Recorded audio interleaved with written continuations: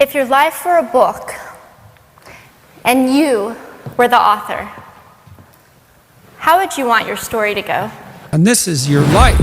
If you want to know something about yourself, sit on your bed one night and say to yourself, you got to mean this. Like, you got to be desperate. This is no game, this.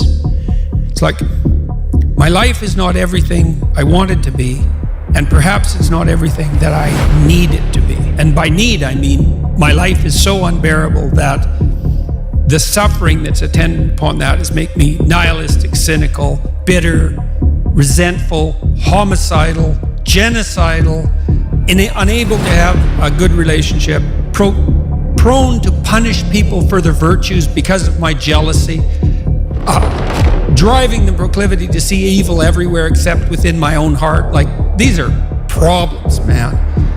And you ask yourself, you sit on the bed and say, okay, man, I'm ready to learn something.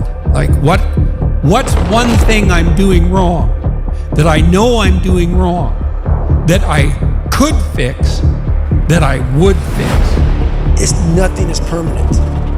Nothing is permanent. And a lot of times you have to learn to perform without motivation. You have to learn to perform without purpose. You have to learn to perform a lot of different things. And that's what people think. They think I need to have this motivation to work out, to study, to be better. So if they don't have it, they just don't fucking do it. And that's where you fail. And our obstacles can only do two things. One, stop us in our tracks, or two, force us to get creative.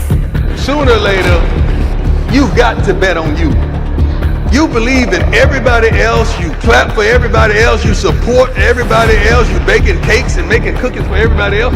But when are you going to look in the mirror and believe in the darn person you see? It's about time for you to believe in you, because you got it.